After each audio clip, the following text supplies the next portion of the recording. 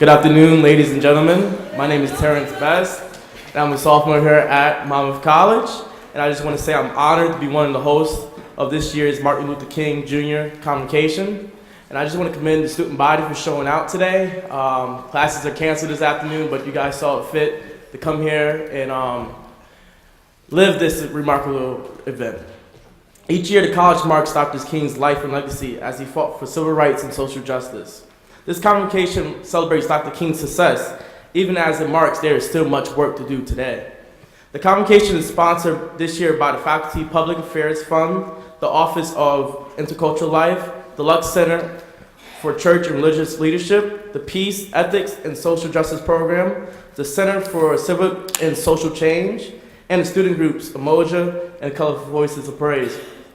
It is now my honor to introduce the 14th president of Monmouth College, Dr. Clarence Wyatt. We're glad that Dr. Wyatt can be with us today to offer an official welcome to this great event.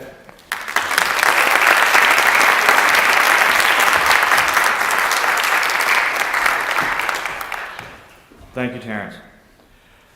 I am honored to welcome you to the 2019 Martin Luther King Jr. Convocation. We want to thank Dr. Rebecca Ginsburg for being our speaker today and to express our gratitude to her for her dedicated work. We also want to thank the faculty, staff, and students who have contributed to this special day, most particularly to Professor Daniel Ott, whose dedication is manifest in this event. Two committees organized today's work. The first, the Convocation Committee. Members are Regina Johnson, Jessica Hawkinson, Mohsen Massoud, and Dan Ott. Let's thank these folks.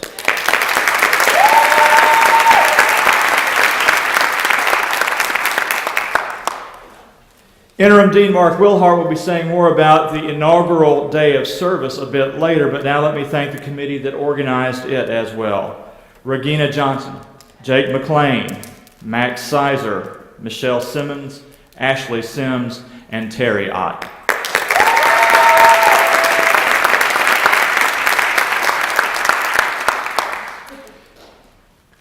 This is a day of celebration for all Americans. Dr. King's life and work reminded us, and reminds us still, of the great promise of America, a place founded on the idea that we are all created equal. His life and work challenged us, and challenges us still, to redouble our efforts when we fall short of that promise, both as individuals and as a nation. He knew, as we should know, that even as we are yet short of the promised land, we find progress, we find hope in the striving together, for that striving together lifts up and ennobles all Americans. Dr. King knew that our common contribution to human progress is to be a place where we are to be judged and to judge others, not by the color of our skin, or by our faith, or by the place of our family's origins, or by our socioeconomic station, or by any set of attributes, but rather by the content of our character. We should nurture in ourselves the intellectual and emotional courage, the moral imagination, to understand that each of us is a kaleidoscope of experiences, not a one-dimensional caricature. We should seek to talk with, listen to, and understand each other.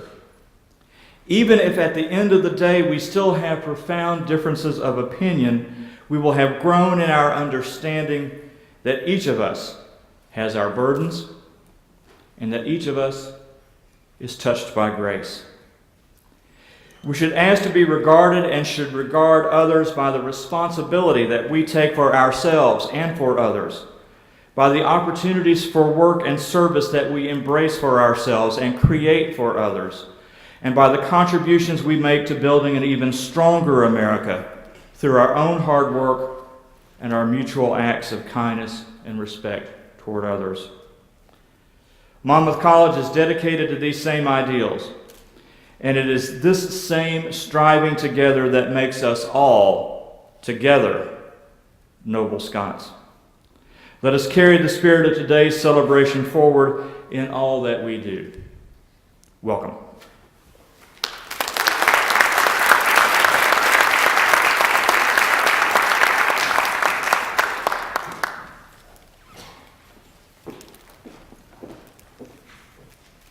Good afternoon, ladies and gentlemen. My name is Lydia Urbisa, and I too here am a sophomore at Monmouth College.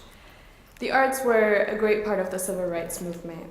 Poets, dancers, singers, songwriters all played an important role in fostering a new moral imagination. People sang for courage, put their visions in a verse, and danced for freedom. We're proud to have our own student performance group each year participate in dancing for the MLK Convocation. I would like to present you with Colorful Voices of Praise, Praise Dance Team, and sophomore spoken word artist, Abiyar Minor.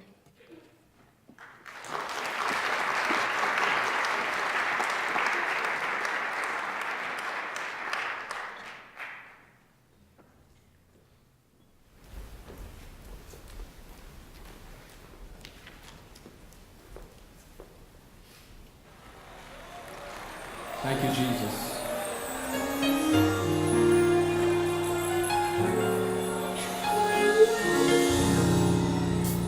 Let your glory fill this place. Let your consuming fire fill this tabernacle and purify our hearts. Surround us in this place. Want you to breathe new life within us. Send a refreshing love. Purify our hearts. Let your glory fill. Let your glory fill this place. Let your all-consuming fire.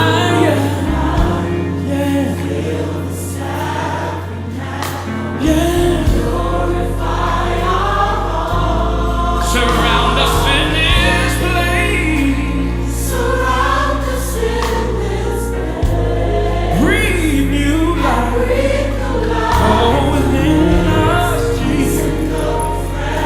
Oh, yes. Come on, let's ask for the rain tonight. Let's ask for the rain.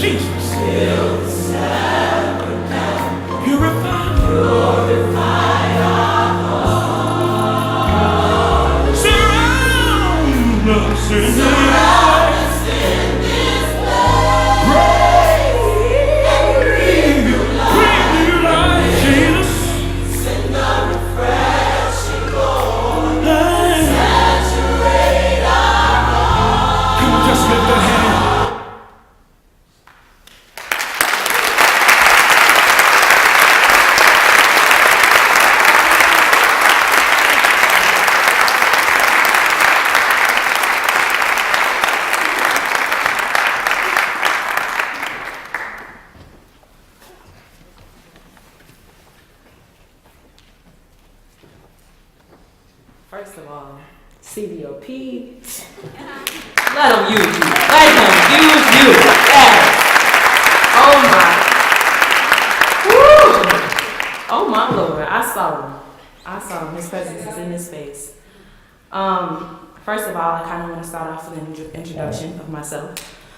I come from a family of 11. My mother is responsible for 5. My father is responsible for 4. And I've added 2 step-siblings. As a child, I realized that my poetry allowed me to create an audience for myself. I've always been a kid who was obsessed with the idea of glory and attention.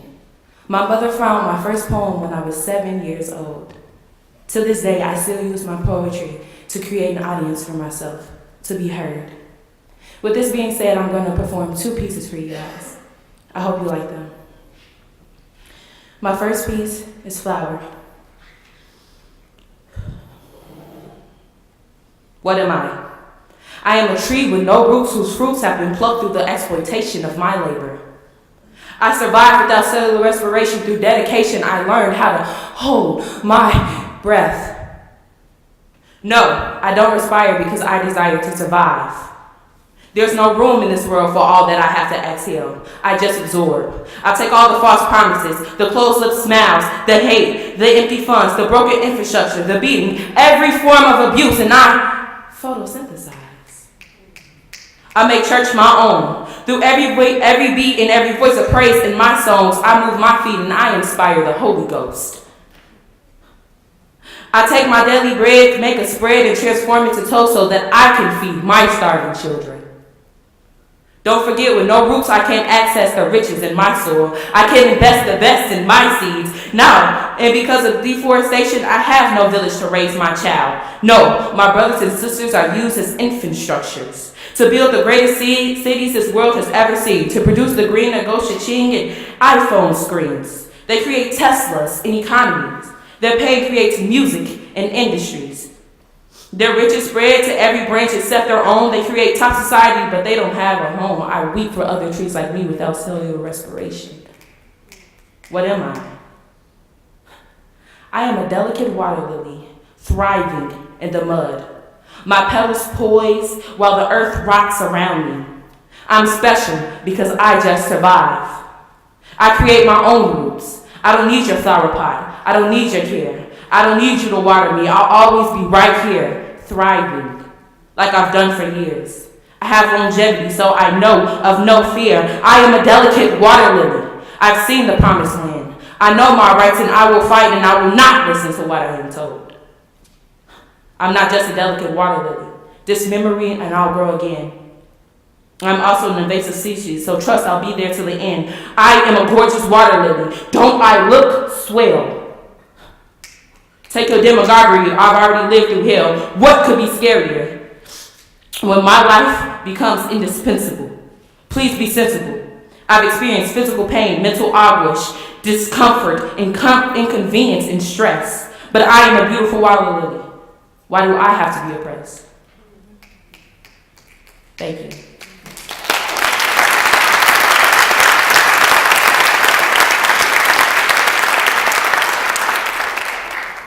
My next piece is Don't Care. We die, we're broken, we're silenced, we're lost. I can't watch Roots anymore. My empathy won't allow me to.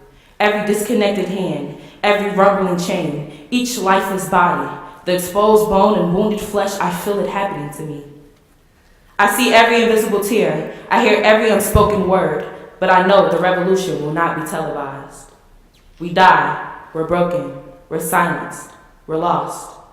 I don't need to watch Roots anymore to be reminded where I come from, to understand the origin of your Black history, to acknowledge that my people have been stripped from humanity, worked like cattle, killed for pleasure and comforts, betrothed to the dream, and exploited to death do them part. I am no longer just talking about slavery. We die, we're broken, we're silenced, we're lost. I no longer need to watch Roots anymore. It's not on HBO. I see it every day when I look outside my door. I watch it coming home from school under the green line of 51st. I watched it so much it started not to hurt. I saw it on Facebook Live when Yanez killed Castile. I watched it on a video when it became illegal to be black with a grill. I watched it on the Chicago Tribune when there were 63 murders in one weekend. I saw it outside my window in my living room when I saw his life come to an end. I watched it when young white men silenced the Native American drum. We died, we're silenced, we're broken, we're lost. I watched, I watched, I watched. Now I'm tired of seeing it. Thank you.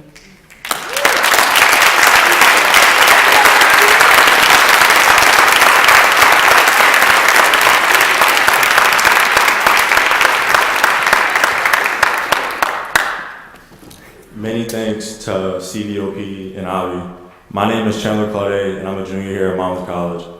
Dr. King once said, everybody can be great because anybody can serve. You don't have to have a college degree to serve. You don't have to make your subject and verb agree to serve. You only need a heart full of grace, a soul generated by love. This year, Monmouth College is adding a Martin Luther King Jr. Day of Service to our MLK celebration, and I would like to invite Dean Mark Wilhart to the stage to inaugurate that program.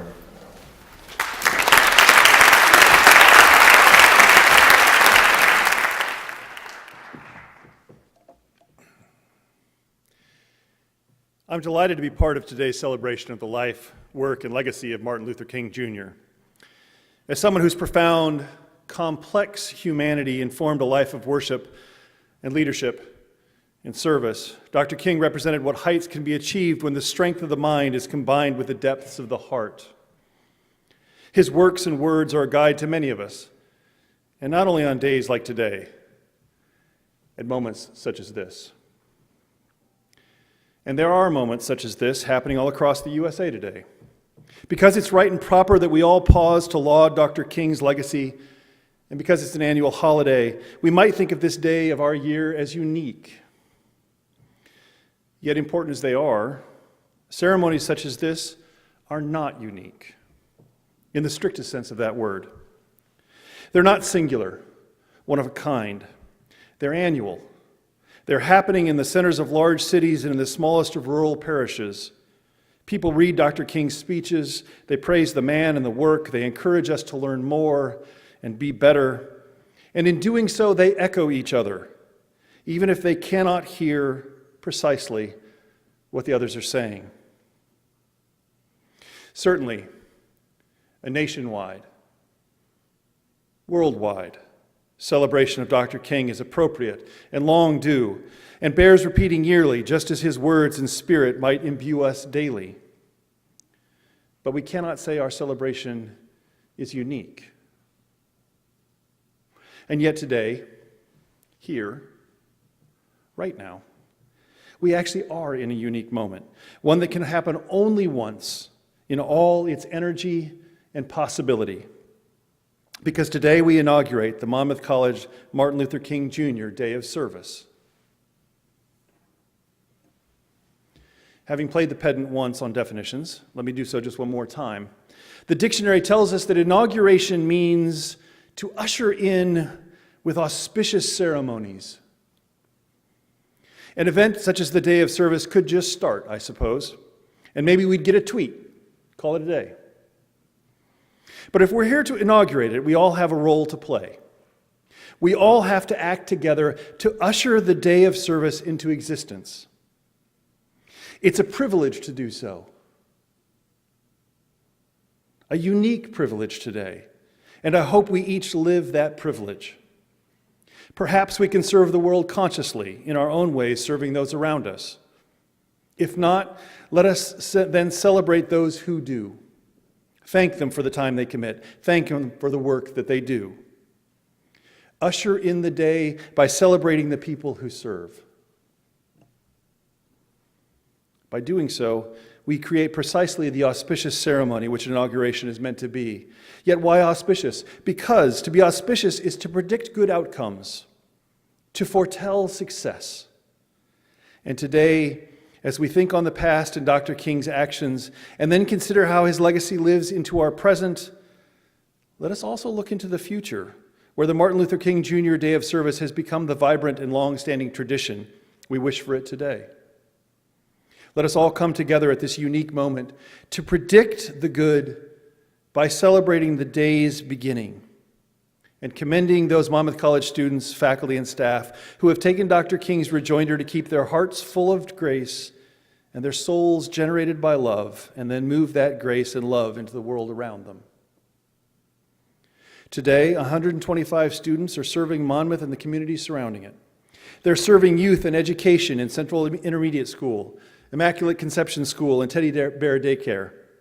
They are serving the ill, frail, and elderly at OSF Hospital, Legacy Estates, Courtyard Estates, and the Monmouth Nursing Home. They're echoing Dr. King's commitment to religious institutions by serving in the First United Methodist and Faith United Presbyterian churches. They're serving the wider community by volunteering at the Y and United Way. They're building the memory of our community by serving in the Warren County Historical Museum. They are helping to feed our community by working at County Market. And they're bringing their care home by serving right here at Monmouth College. And if you'd like to serve, there's still an opportunity to do so. There's a group that's going to be meeting at Stockdale, at the center of the Stockdale Center, at the lobby at 2:30. Go join. Go serve. This litany of names and this record of student leadership speaks to the commitment that Monmouth College students have long had to the world, whether that's serving in the Peace Corps in the Philippines or Comoros, preserving frescoes in Italy, or serving meals at Jameson Center. Today, in this unique moment, we celebrate a new tradition of service and usher it in with the sort of auspicious ceremony which marks only the sincerest undertakings. We all have a role in that celebration, and I hope you embrace it with the kind of dedication and humility and joy that Dr. King found in even the hardest service he himself embraced.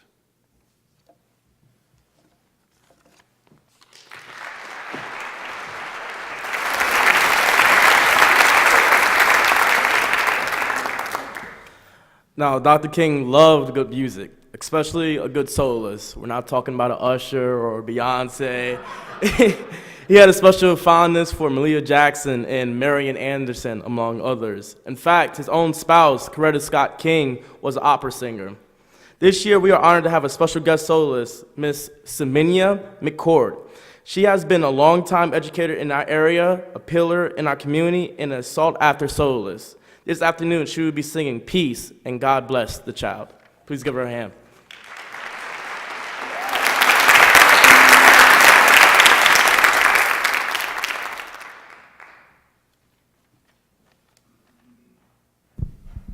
Thank you.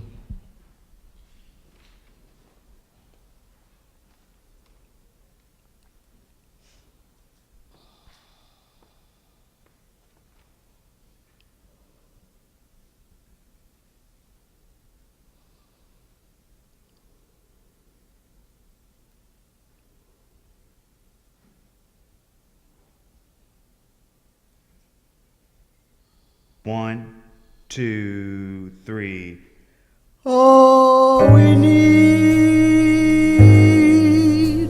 in this world is to have a time of peace, a time of life and love, with all guidance from above, a time when man will understand being free, all in a time of peace. We need peace for our children, so that they may live better lives. What a joy divine, what a perfect state of mind, with all worries, all cares left behind. Oh, what a peaceful time.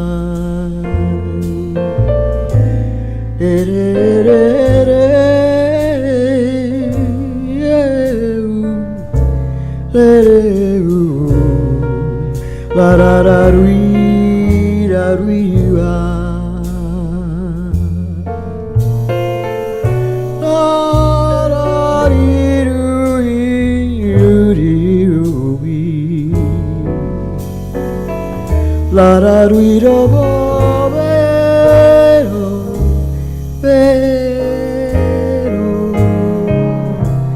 la de la de la de la de.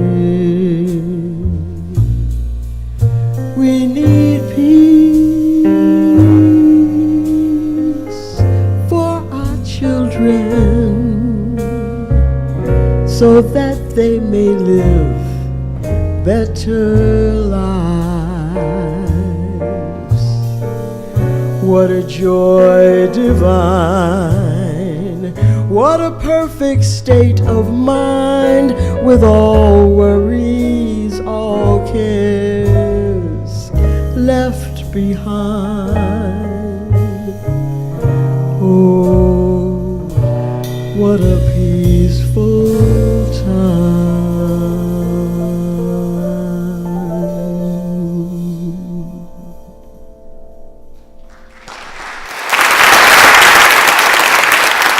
Thank you.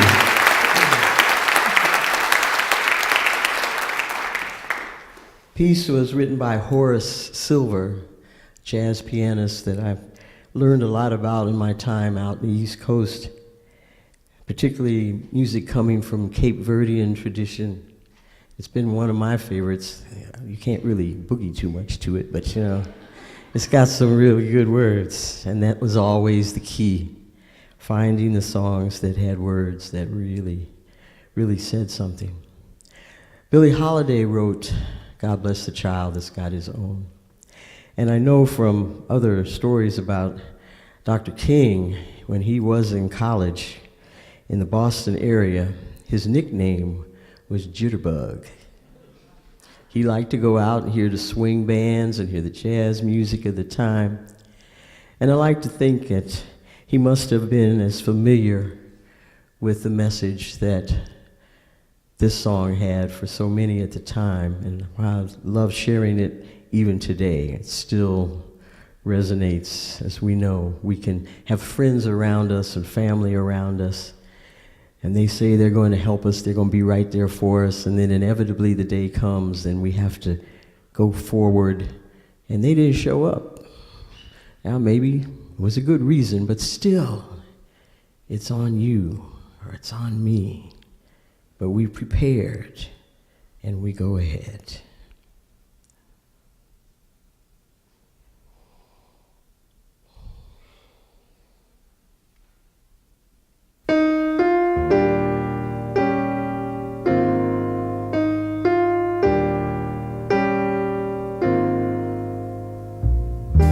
Them that's got shall get, them that's not shall lose. So the Bible says, and it still is news. Your mama may have, your papa may have, but God bless the child that's got his own, that's got his own.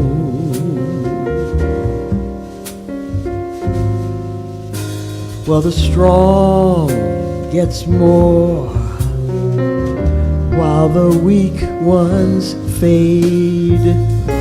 Empty pockets don't ever make the grade.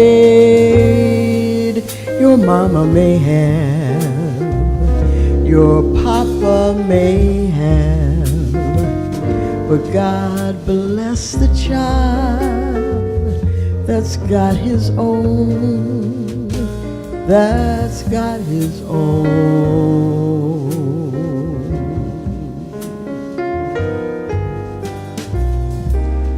My honey, you got lots of friends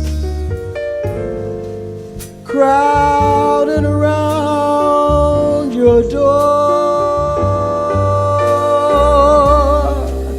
But when it's gone and spending ends, you don't see those friends much anymore.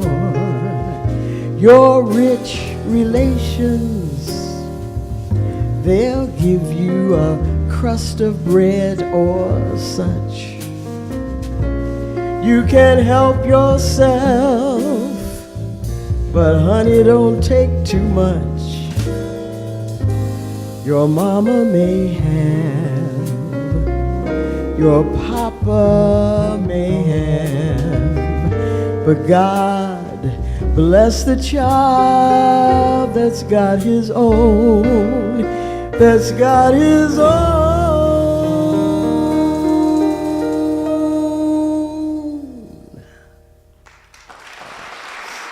Thank you.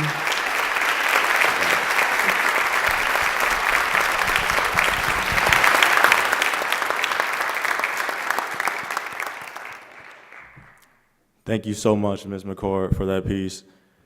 It's now my honor to introduce our Monmouth College chaplain, Reverend Dr. Terry McDowell Ott. Reverend Ott has been leading a program that allows Monmouth College staff and faculty to teach classes at the Henry Hill Correctional Facility in Galesburg.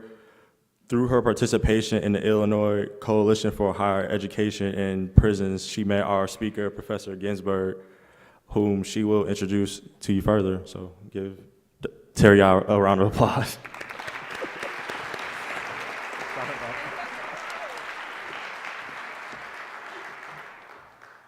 It's my honor to introduce Rebecca Ginsburg to you today. Ms. Ginsburg is a faculty member at the University of Illinois at Urbana-Champaign and a co-founder and current director of the Education Justice Project, EJP, a unit of U of I's College of Education.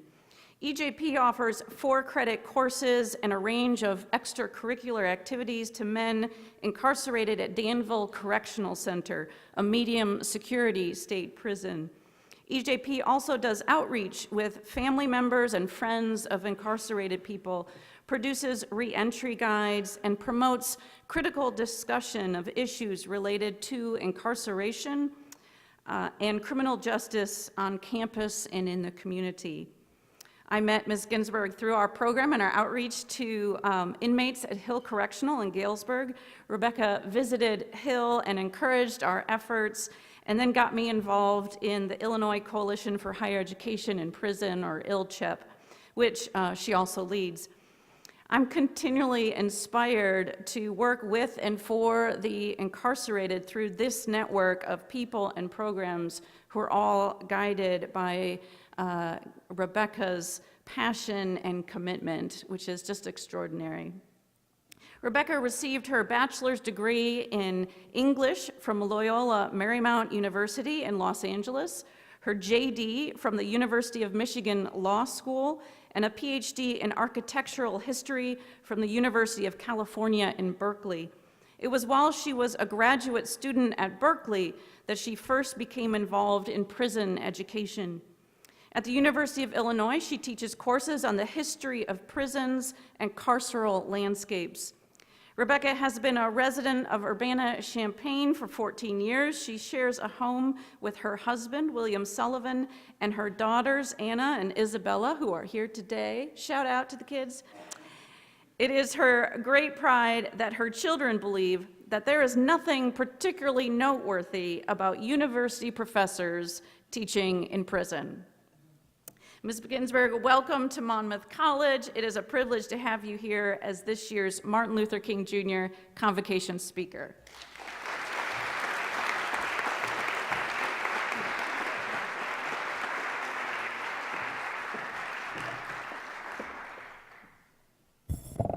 Thank you so very much for that very warm introduction. Thank you to all of you for coming out today and braving the cold to participate in the day's events. Thank you to the 2 organizing committees, of the MLK event, and thank you again, Terry, for facilitating and inviting me and organizing my presence here today. I'm really happy to be here. I'm happy to be here in part because the day celebrates a hero of mine, Martin Luther King. He was born actually on January 15th, and it's such a pleasure to me that we get to celebrate his life and his legacy every year. I'm just going to summarize or pick up some of the highlights of his work and legacy. I know many of you are very familiar with this, but I don't think it hurts to review why it is that we celebrate and honor the man and his work. At a young age, he became president of the Southern Christian Leadership Conference, an organization that, along with the NAACP, the National Urban League, the Brotherhood of Sleeping Car Porters, the Congress of Racial Equality, and others, pushed or dragged our country towards its expressed commitment to liberty and equality for all. His methods of doing so were noteworthy for being based in his commitment to nonviolence and to civil disobedience, and his belief in group action. So his methods included things like this march in Selma, and speeches, and rallies like this one. Where is this photo taken?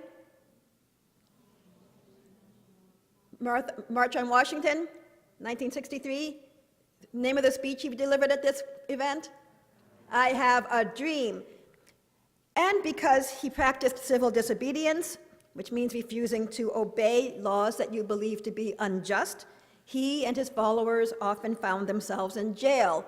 What did he write when he found himself in jail on this occasion? Yeah, you guys know your stuff. Okay.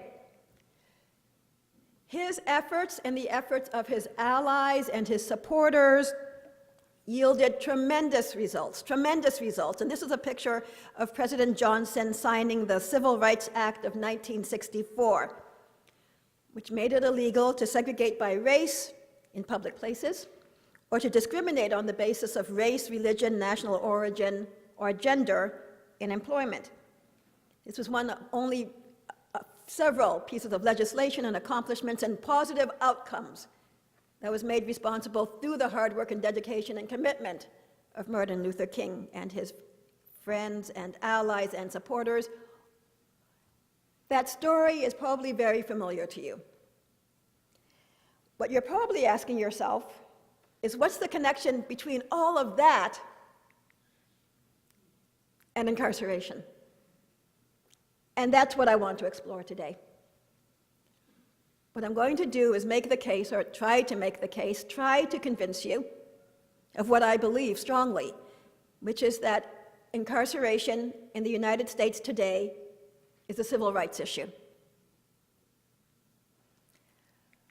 So who am I to be talking about this, and where does my perspective come from?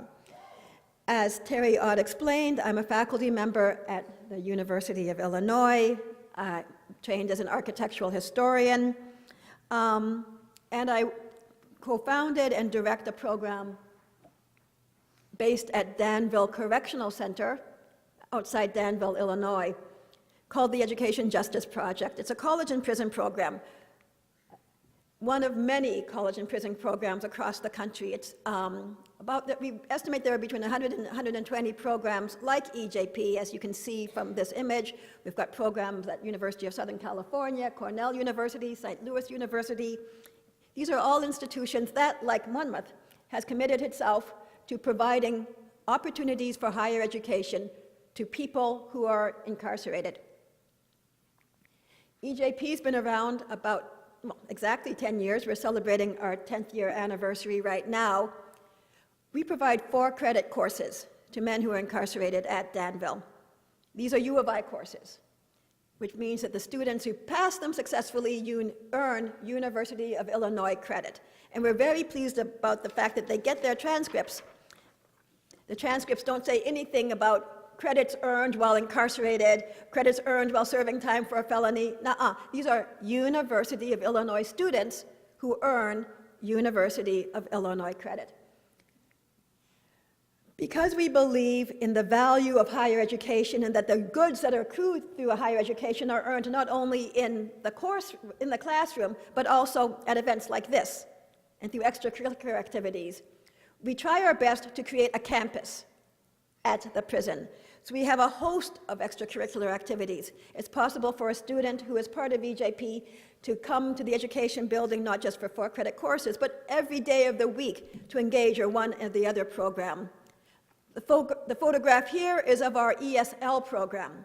It's called Language Partners, where we teach our EJP students to serve as peer ESL, English as a second language, instructors, and then they teach English to men in the general population. So the men that you see standing here are the English instructors in our ESL program.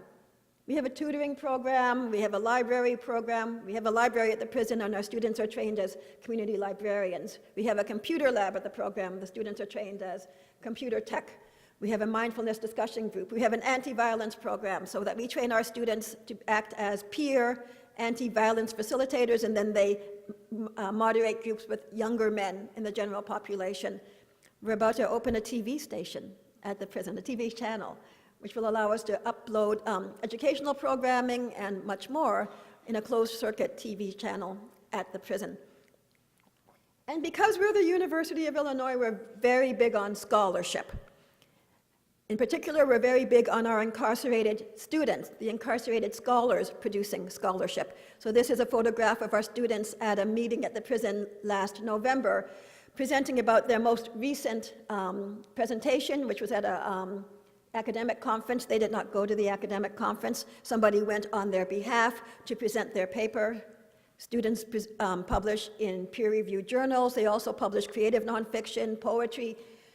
It's very important to us to get their voices and perspectives out there. And finally, because we have had more and more students get released, we have about between 70 and 80 students to date who have been released and return mostly to the Chicago area. They've convinced us of the value of our doing research and writing in the field of reentry guides. So we currently produce a reentry guide. We update it every year for people who are getting out of prison in Illinois. The photograph doesn't do it justice. It looks kind of flat on that picture. It's actually a 250-page book that includes services and advice and guidance and words of encouragement and support for people getting out of prison. To your left is a guide that we are just starting to put out for the first time in 2019, and that's a guide for people who are deported upon their release. We've had a few students in that position. Even if you're a naturalized American citizen, upon conviction of a serious felony, you can lose your status and be deported upon completion of your sentence.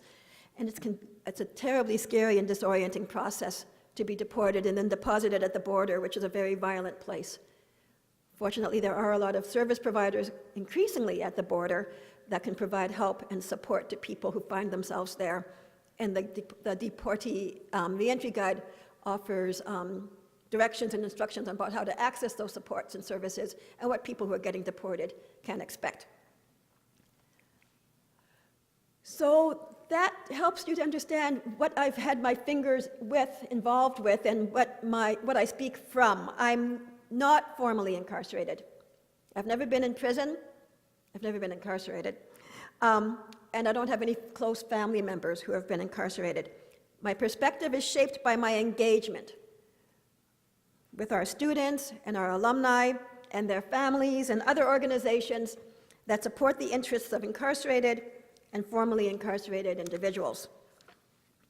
So based on that, based on where I come from, based on my background, based on the fact that I'm a scholar and I do a lot of reading, what do I mean when I say that incarceration is a civil rights issue?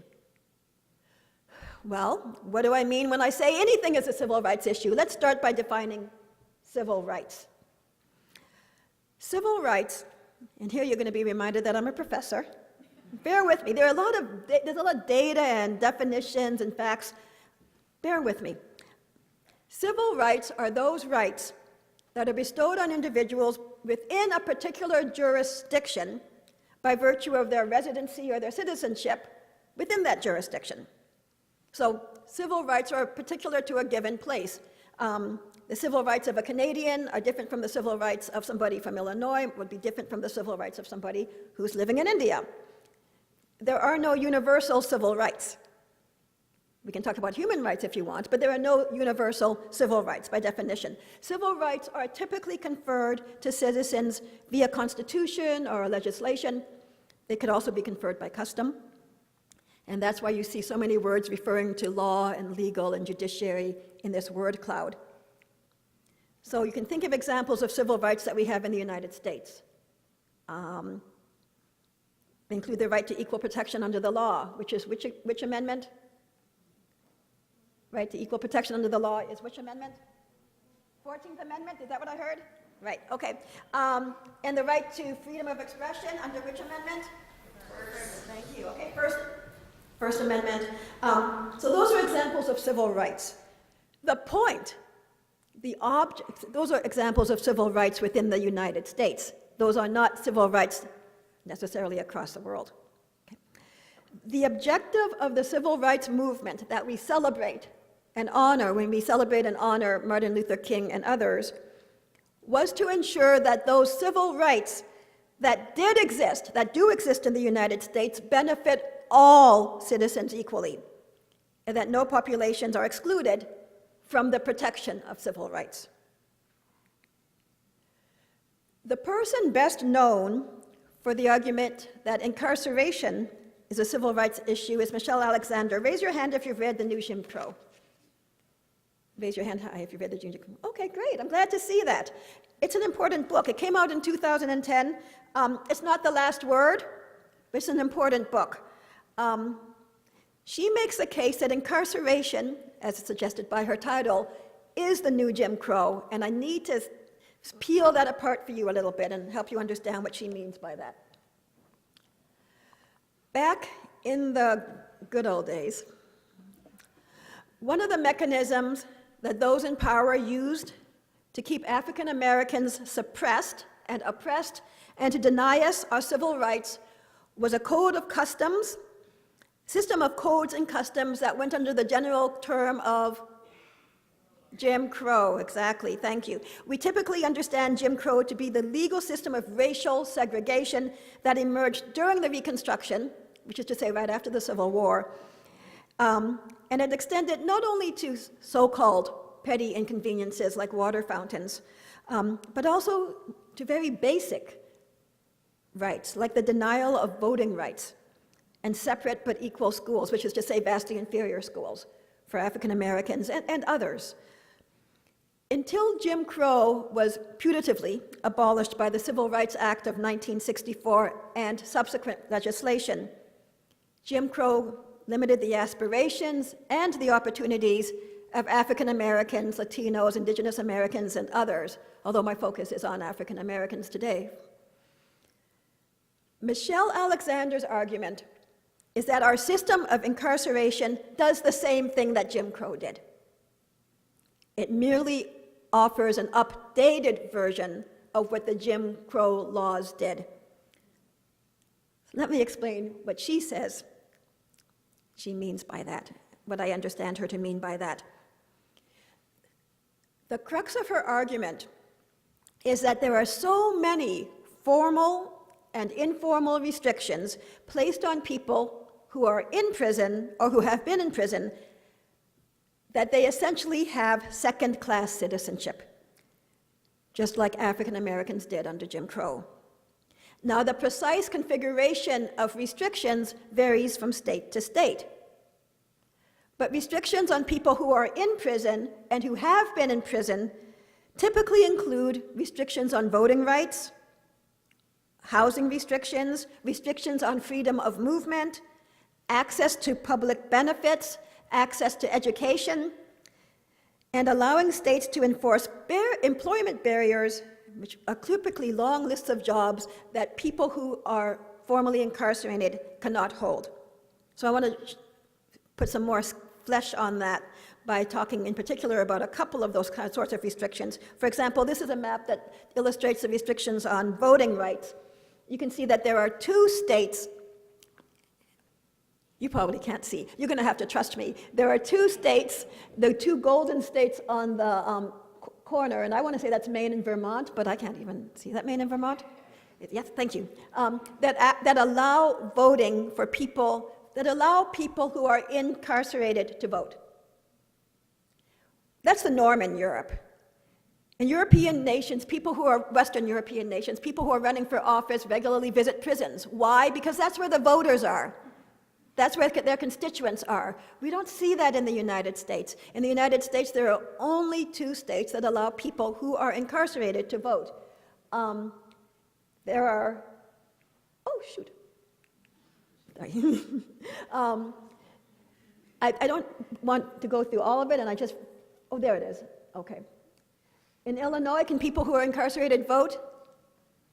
But people can have their voting rights restored upon release from prison. There are many states, and I think it's this color, where people who have been incarcerated can never have their voting rights restored.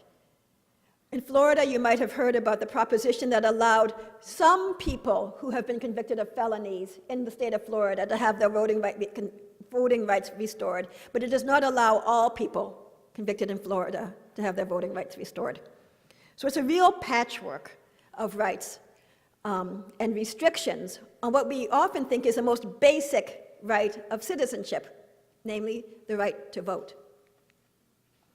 I want to talk about employment as well, because employment is very, very key to one's participation in a society and to one's well-being upon release from prison. There are more than, all states have some restrictions on employment for people who have been incarcerated, and 5 states have at least 200 restrictions or more. Where does Illinois fall? Illinois is especially punitive. Illinois places a number of restrictions on people who have been in prison, who have been incarcerated, as they seek, upon release, to find employment. And let me show you what that looks like. I crossed out the word felons. Why? Because the word felons is a pretty stigmatizing word, and I try to be very careful in the language I use to talk about people who have been in prison. And I encourage you to do that too. Might hear me or might have noticed that the word I use for people who have been in prison, or people who are formerly incarcerated, is people who are formerly incarcerated. Some people like the term returning citizens, but the term felon just perpetuates the stigma and the discrimination that individuals who have been incarcerated face. I wanted to ask you to guess, how many people return from prison in Illinois every year? How many people do you think are released from prison? Throw out a number. How many people come home from prison every year in Illinois? How many? 100. 100. 800. 300. 326. Hold on to your hats.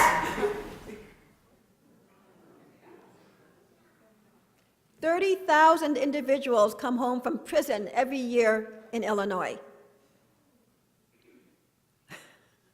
And these are the restrictions around employment that they face.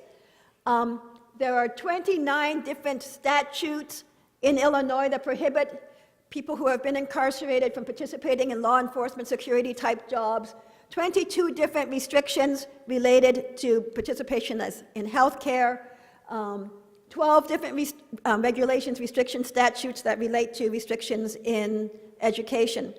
Now, if this sounds a little over the top to you, if it seems like there might be, why are there so many restrictions? Why are there so many different prohibitions?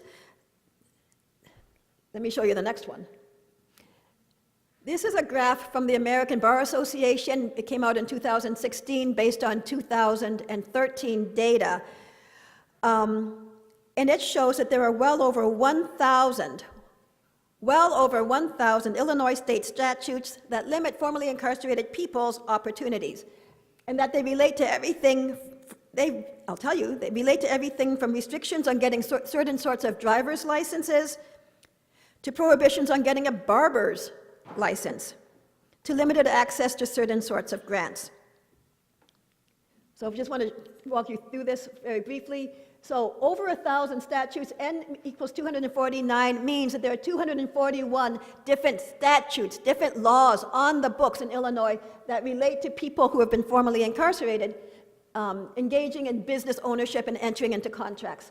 Over 534 statutes, laws on the books that relate to people in Illinois getting employment, 332 getting occupational license, and 340 unique statutes on the books in Illinois related to people getting involved, people's personal activities, which refers to things like movement and where you can live, and who can be in your house, and what kind of dog you can own, and things of that sort. So let's take a minute to reflect on why this matters and how this impacts real people. And I want to do that by telling you two very brief stories about two alumni of the Education Justice Project. So one, we're going to call him D, and he's to your left, worked while incarcerated as a hospice worker. In prison, people die. So many prisons in Illinois do have hospices set up within the prison, and the people who work in those hospice units are the incarcerated men and women. And that's where he received his training. And when he got out of prison, not surprisingly, he sought work along the same lines. He found that he was good at it, and he found it satisfied his heart. But because of the restrictions, he wasn't able to get employment in that area. So the type of work for which he had been trained and for which he had been prepared and for which he was very, very well suited was not eligible, was not open to him. I will tell you that he took that work anyway, because people who are formerly incarcerated often find themselves in the position of needing to bend the rules a little bit in order to further their well-being and that of their family. And that's why this picture is actually not a picture of him, because I'm protecting him. And his name isn't really D. E, on the other hand, and that's also not a real picture, worked while incarcerated as a barber in the prison and became a very good barber. But because of the restrictions in Illinois and in fact across the country against formerly incarcerated people having barber's licenses, he was not able to get a job as a barber upon release. So his wife bought a barber shop and hired him. And again, I'm protecting him by not showing you his real picture.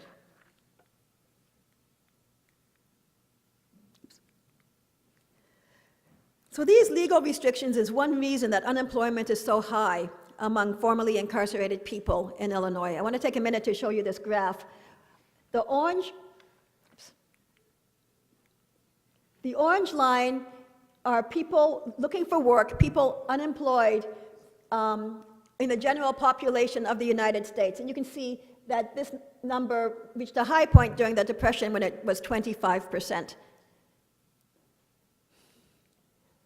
The last year for which we have good data suggests that it's around 27% for people who are formerly incarcerated. But the legal statutes and restrictions that prohibit formerly incarcerated people from holding particular type of jobs and licenses is not the only reason that unemployment is so high for formerly incarcerated people. Another consideration is that when it comes to those jobs, even those jobs that it is permissible for formerly incarcerated people to hold, it's legal in most places, in most jurisdictions, to discriminate against them in the application process. The protections of the 1964 Civil Rights Act that forbid discrimination on the basis of race and gender and national origin do not apply to criminal record status. It's okay in most places in the United States to turn a person down for a job because they have been in prison. Just like it used to be okay to turn a person down if they were a woman or because they were black. There have been lots and lots of studies about this, and I want to take you through just one of them. Pretend you didn't see that, because I want to walk you through it slowly, because this is really going to, if the other things surprised you, this is going to surprise you too, and dismay you, at least I hope it does. This is a study. Have you seen these studies where people, the folks running the study prepare identical CVs, identical resumes, for two people who are differently situated. Maybe one's a man and one's a woman. So the resumes will be the same, except one will have a woman's name on it and one will have a man's name on it. Or they'll be the same, except one has a name that is generically white, whereas another will have a name that is, say, generically Latino or generically African American. In this study, the people who were sent out on job interviews weren't real job seekers. They were researchers. And they had resumes that were the same, except that some of them indicated that they had been formerly incarcerated, and some indicated that they had not been formerly incarcerated. And some suggested that they were white through the name, typically, and the address that they lived in. And some suggested that they were African American, again, through the name on the resume and through the address. So you probably saw that already, but whites, blacks, what do you suspect is was in this study, the typical callback rate for whites who sent out their resume for a particular job and indicated they had no criminal justice background, no previous incarceration? What do you think? What percentage do you think people got called back? You might have seen that, so I'm going to show you. The big reveal is 34%, which probably strikes you as fair and kind of to be expected, right? 34% of people get called back after they send their resume out for a job. What do you think was the percentage of whites who indicated on their CV, again, they're researchers, whites who indicated on their CV that they had spent some time in prison? What do you think was the callback rate?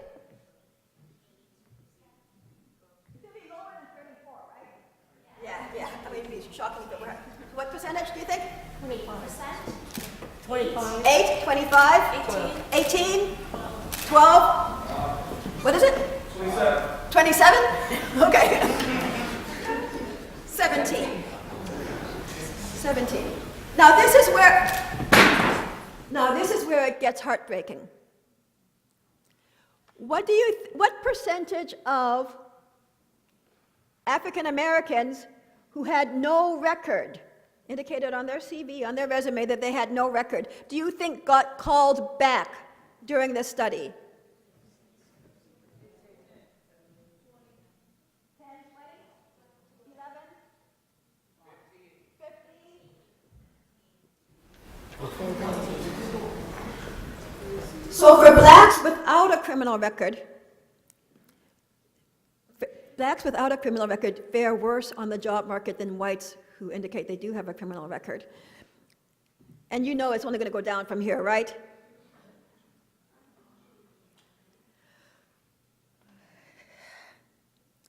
This is what it means to say that mass incarceration is one of the key civil rights issues of our time. Formerly incarcerated people are being denied full inclusion in our society in a way that's reminiscent of the way in which racial minorities and women were denied in the past. And further, and this is absolutely key, Michelle Alexander and others argue that this form of discrimination on the basis of criminal record, discrimination on the basis of prior incarceration, has a disproportionate impact on African Americans. In fact, she argues that it's purposeful. I'm sure you've all seen charts like this before that indicate the different rates at which people are incarcerated per 100,000. That's how we measure incarceration rates. Whites per 100,000, 380. Latinos in the United States, 966. 2,207 for African Americans. This data is from 2010, but it doesn't change very much if you look at anything from the last 15 or 20 years. You find similar sorts of numbers. It's no longer legal to discriminate openly against African Americans. However, it is possible to discriminate against African Americans on the basis of criminal records. I don't have time now to probe into what gives rise to this situation, but at this point, what's important to note is that disproportionate numbers of African Americans are incarcerated. And it's not the case that there are more African Americans incarcerated than whites and Latinos because African Americans commit 6 times as many crimes as whites. It's because of the discriminatory way in which our criminal justice system discriminates against people of color at every single juncture. And if you want to talk to me and grab me and ask me about that later, I'm happy to talk about it. This is the bottom line. It's okay in most parts of the United States to discriminate on the basis of incarceration history. And a disproportionate number of the people who are impacted by this discrimination are African American, in particular African American men. About 33% of African American men have a felony conviction. I have to say that again. About 33% of African American men today have a felony conviction.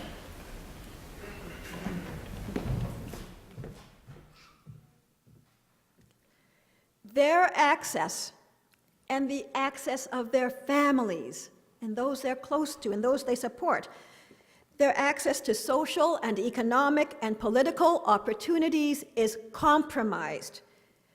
Michelle Alexander would say, and has said, that we'll treat them like second-class citizens, much as we did when the actual Jim Crow was in operation. This is what she says. The whites-only signs may be gone, but new signs have gone up. Notices placed in job applications, rental agreement, loan applications, forms for welfare benefits, school applications, and petitions for licensing. A criminal record today authorizes precisely the forms of discrimination we supposedly left behind. Discrimination in employment, housing, education, public benefits, and jury service. These restrictions amount to a form of civil death, and they send the message that they are no longer part of us. Okay, I warned you there was a lot of charts and a lot of data. Let's wrap this up by bringing it home by talking about people, because it's about people. I'm showing you photographs from various father-daughter dances that have been taking place in recent years in American jails and prisons. These are getting to be a thing in American jails and prisons. And I'm showing you them because I think these are fitting reminders of why we care, why we should care, why this matters. The creation of a new category of discriminated person. I'm going to say that again. The creation of a new category of discriminated person, the incarcerated and formerly incarcerated, matters because our country has an explicit commitment to equality and the protection of civil rights, and carving out of any category of individual for unequal treatment is contrary to that explicit commitment. It matters, too, because continuing to punish people after they have served their time and completed their sentences is contrary to the basic principles of justice. It matters also because we're talking about real people and real people's lives. People who typically needed help before they were sent to prison in the first place and need even more help from us upon their release. Help to get back on their feet, help to reconnect with their families, to find a job, and to integrate back into the community. And it's important to note that the restrictions I'm talking about are not part of any court-imposed sentence. Judges and prosecutors have no say in them. These are restrictions that are imposed at the state and county level, because after all, being tough on crime rarely hurts an individual's re-election prospects. It's not just political cynicism and opportunism that is responsible for the hundreds of restrictions and discrimination that has produced the new Jim Crow, though. Illinois' restrictions, for instance, are probably also in part a sincere expression of a punitive approach to crime and punishment. In other words, the officials who enact these restrictions may actually believe that it is a good and honorable thing to punish individuals who were convicted of crimes forever. This is a photo of mothers in a California women's prison waving to their children as the children approach for a visit. This punitive sensibility, the one I'm referring to, appears to lie deep within the American psyche, and when you stir it up with centuries-old anti-black and anti-brown prejudice, it is an extremely destructive force. We see it in evidence at the border today, in policies that punish children for the purported misdoings of their family. And we see it in the restrictions that are disproportionately borne by African American and Latino people who are coming out of prison and trying to reestablish themselves and make good. We see it as well in the systems that send people to prison in the first place. To conclude, King had no way of knowing that the marches and the rallies and the speeches that led to the legislation of 1964 and 65 and 68 and other civil rights legislation would lead in turn to a backlash that we now call mass incarceration. When I talk about mass incarceration, I'm talking about the era that we've been experiencing since the 1970s, in which increased numbers of people, in which laws and policies were enacted against jurisdictions, with New York leading the way, that allowed courts to lock up dramatically increased numbers of people. African Americans have been especially hard hit by mass incarceration. And indeed, scholars have helped us understand that the laws that enabled mass incarceration were in part a response to the civil rights struggle in the first place, and to the heightened confidence and assertiveness and political power of African Americans. Anyway, King could not have seen that coming, or predicted that to the list of protected categories in the 1965 Civil Rights Act, it would have been helpful to add criminal justice status, in addition to race, gender, and national origin. But his example can help us nonetheless. His example suggests that we work together in coalition, be creative in our campaigns, steadfast in our principles, and that those principles must include the principles of hope and of love. So I want to end with this example, which I think demonstrates that, and importantly, also demonstrates that ordinary people can do something. An organization called Impact Justice out of California has started a new program just this past few months called the Homecoming Project. It involves regular people renting rooms out of their homes to people who have served long prison terms and maybe are out of touch with their loved ones. Maybe their loved ones died while they were locked up. They have nowhere to go when they get out of prison. So through this program, the individuals who are getting released from prison receive stable and safe housing, which provides a base from which they can seek employment and take care of their other needs. Hosts can receive monetary compensation and the satisfaction of supporting vulnerable individuals. Perhaps most impressively, though, to me, the most beautiful thing about this initiative is that it expands the circle of love and concern. With luck, the hosts and their friends and their families will really get to know formerly incarcerated people and understand the journeys they've made and the challenges they've faced. In time, they'll become allies in the struggle to expand the civil rights of currently and formerly incarcerated individuals. Because we need all of us. We need all of you to bring King's dream of a beloved community to life, a just and equitable one in which no individual is disenfranchised or deprived of their civil rights. Thank you.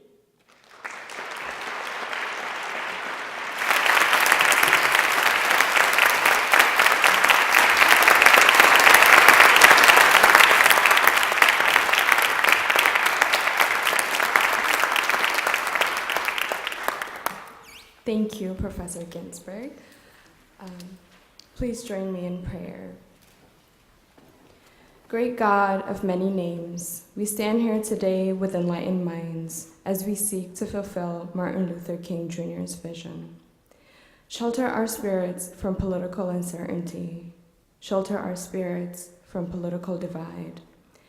Let us remember the steps that were taken to demolish legislative inequality. Those strides were not taken in vain. We have not been deserted. His dream continues to live. Today, we remember forgotten names, untold stories of justice, and continue building a path for generations to view as welcoming. Protect our moment from the dangers of fear, that we shall continue learning from Dr. King. Lord, encourage us to actively work against cowardice and complacency, that we may join hands with those who stand for truth, and together build here a city set on a hill where those who will can see all your children working and playing together. Guard our hope against the turmoil of nuclear war, from famine and food waste, from systematic racism, from poverty in the community. Guard our students as they continue to fight for justice on this campus through their mere existence. Allow us to never turn away from the path of peace. King has inspired revolutions. God, we ask you to guide us to a world where rigged systems can be broken. Refugees and immigrants are welcomed. Religions of all kinds are welcomed. A world in which our neighbor is recognized as family. Holy God, among those of us gathered in this sacred place, you are known by many names. Together we name you God of hope, God of energy, God of patience, God of strength. And together we pray in that glad name. Amen.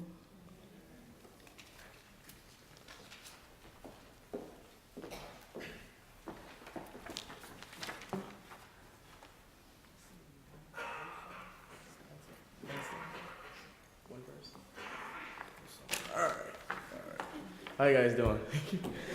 The beloved hymn, Lift Every Voice and Sing, is a text written by James Weldon Johnson and set by his brother, John Johnson. It is often referred to as the Black American National Anthem, but is a song for all of us, a song about liberty and hope. If you are able, please stand and join in singing. And also give a fair warning, this is not a solo, so I'm gonna set you guys off and just saying, all right? All right, just saying.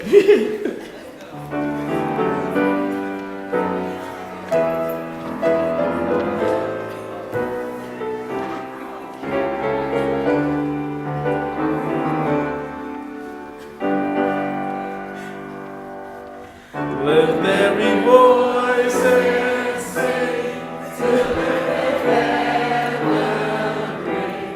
We will the harmonies of praise.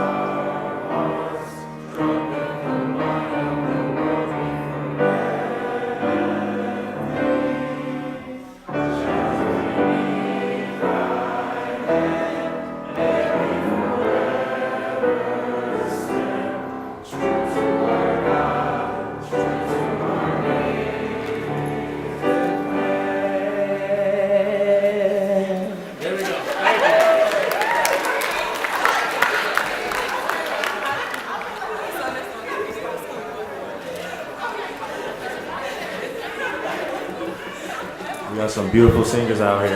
Y'all sound tremendous. Okay, so this concludes our program, and I would like to thank all of you for coming. I would also like to thank all those participating in this afternoon's service projects. Now we close with a few words taken from a speech that Dr. King gave to junior high students shortly before his assassination.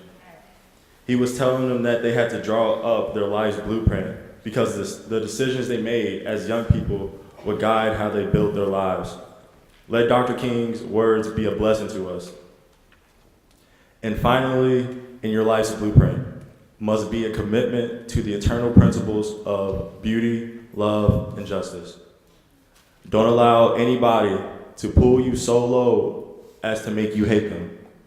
Don't allow anybody to cause you to lose your self-respect to the point that you do not struggle for justice. However young you are, you have a responsibility to seek to make your nation a better nation in which to live. You have a responsibility to seek to make a better life for everybody. And so you must be involved in the struggle for justice. And with a powerful commitment, I believe that we can transform dark yesterdays of injustice into bright tomorrows of justice and humanity. Let us keep going toward the goal of selfhood, toward the realization of the dream of brotherhood and sisterhood, and toward the realization of the dream of understanding goodwill. Let nobody stop us. Thank you and good afternoon.